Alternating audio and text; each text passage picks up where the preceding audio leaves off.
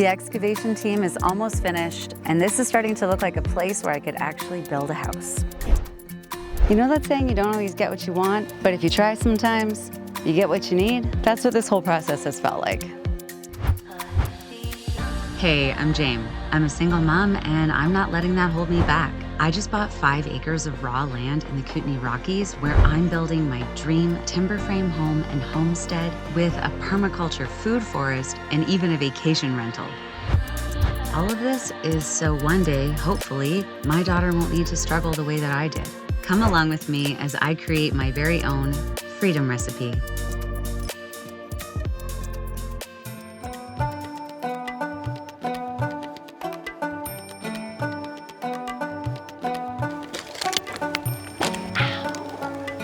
We're so close to being done with logging. This is the last patch that has to go to the mill, and I'm getting so excited to see what it's gonna be like here when everything is completely opened up.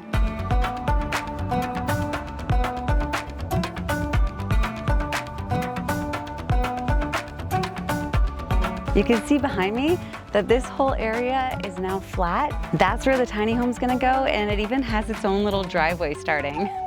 I really see this becoming a little Hobbiton. There are even so many banks that one day I'd like to put little hobbit houses in there, even if they're just root cellars. I want to see if I can back up a bit because I want to show you where the orchard is going to be. One of my first videos I talked about it, but there were trees everywhere, so you couldn't really conceptualize it. But in this zone back here is where I want to have an orchard and a greenhouse. And then the tiny home is right up there. And the timber frame home will be right over here. And the cabin studio is way down the gully there. So yeah, pretty darn cool.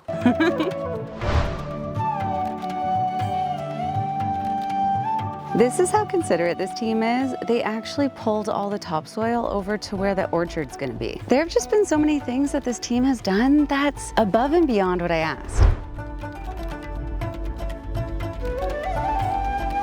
You know that saying, you don't always get what you want, but if you try sometimes, you get what you need? That's what this whole process has felt like.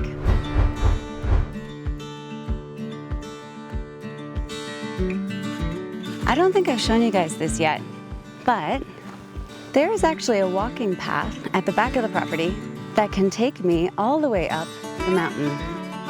This area is pretty darn magical. If I kept walking, I could walk for weeks. There are thousands of acres of mountains and rivers and waterfalls right out of my back door. That seems surreal.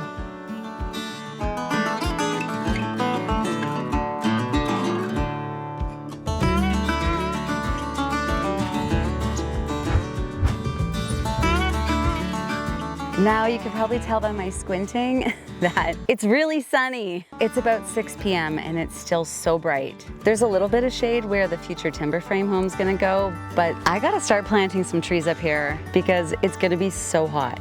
To be fair, it's only summer here for July and August, and other than that, we have really manageable temperatures, so it's not the end of the world. We'll get into well building a little bit later in this video, but something else that happened naturally was someone in the community who's moving offered to divide a whole bunch of her plants up for me. So I'm gonna go and get as many free plants as I can.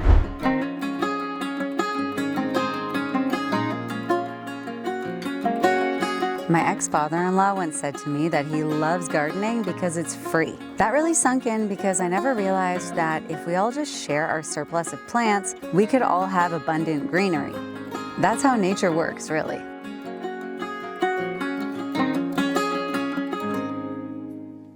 It's another hot day in the sun, and I am sweating my butt off trying to dig out these stubborn, established clusters.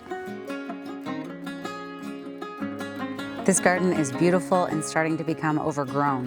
The plants are crowded and they're starting to choke each other out. Dividing them up can actually help them continue to grow. Plus, I can let them go wild at my new place too. How lovely is this? The homeowner decided to bring me out a cold sparkling water. This is the kind of thoughtfulness I find in this community all the time. As all the pots fill up, I'm starting to get giddy like a kid in a candy store.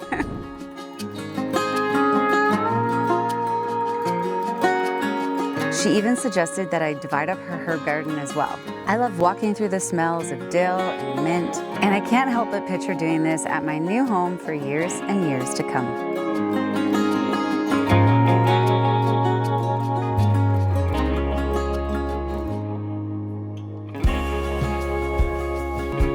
This was worth the effort. I always say that not everyone likes gardening, but everyone enjoys being in a beautiful garden.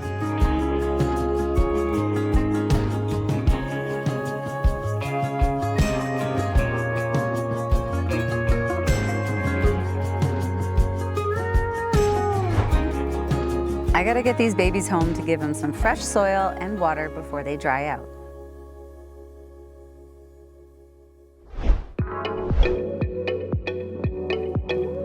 I don't have a fence around the property here at my old place, so I'm gonna keep the plants close to the house because the deer are too shy to come up to the deck.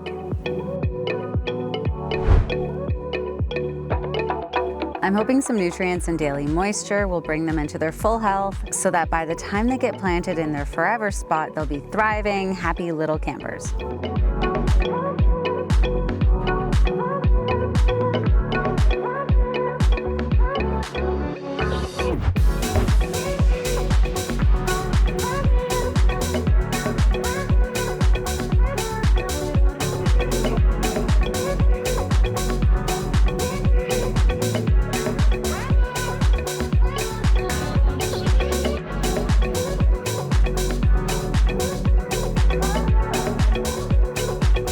I'm not sure if all of these will make it, but I'm gonna keep them in pots and baby them until I have a fully functional well at the new place. Nothing can survive without consistent water.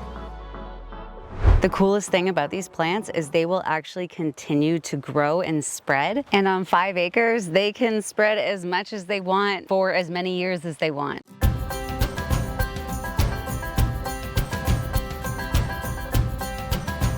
If you caught last week's video, then you probably saw that we found some water.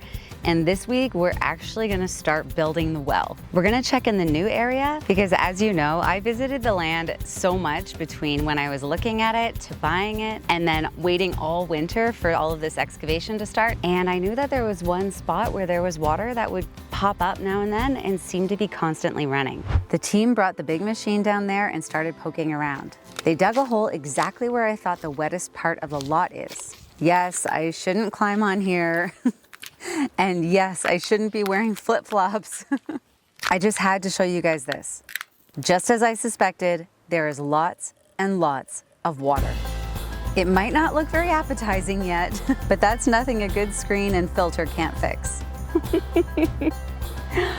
I had a feeling, but having the property line moved to its official spot, and now I definitely have a spot to do a dug well, which is gonna save me probably about $15,000. I'm so relieved because that's like half the cost of the hydro. This area was wet throughout the fall and even all winter. It never froze over, so I thought that was probably a pretty good sign that there was running water under the surface. Oh my gosh.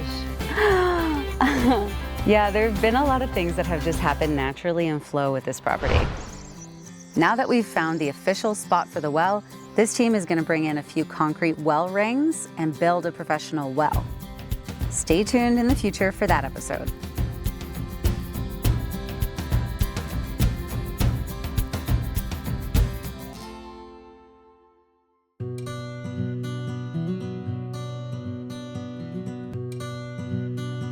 While I've been continuing to work on all this land development, I'm still doing my plumbing apprenticeship under Gord, the amazing journeyman plumber who's taken me on. This week we're going out to a beautiful restaurant that's on the lake, which has just been taken over by new owners, and they want to do a furnace maintenance.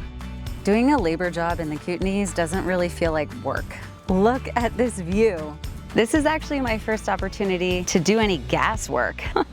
Sometimes I'm like, I can't believe people are letting me do this. This building is undergoing a major renovation. There's dust everywhere, and I love this kind of stuff. My parents were always renovating houses when I was a kid, so I can see the potential through the mess. Gord and I head down to the basement to check out the state of the furnace that hasn't been used in many, many years. Imposter syndrome strikes again, but man, I'm glad to have a mentor present for this job. This unit up is the fan kicked in, right?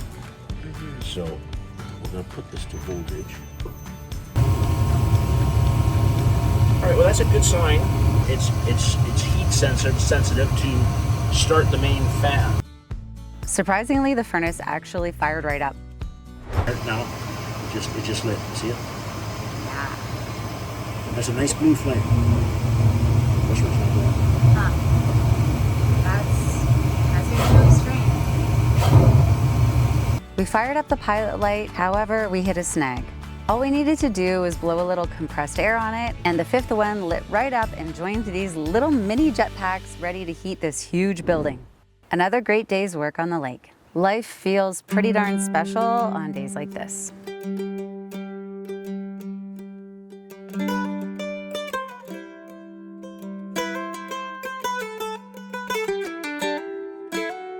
I want to say that next week the excavation team is going to be out of here, but I'm learning to just stop making long-term plans. Hopefully that's the case, but I'm trying to just be grateful that everything is being built once and built right. It takes a lot to live in a remote place like this, so I keep taking deep breaths, and when I get overwhelmed, which is often, I head to the water. I have a little mantra I tell myself when the anxiety starts to build. Roof over our heads, food on the table, clothes on our backs. I'm killing it. So join me next week while the well is constructed and we start to see this place looking like a livable location. I don't know exactly how I'm gonna pull all of this off, and I'm just fumbling my way through this build and through life. And no matter what you do in life, remember to pour love into it.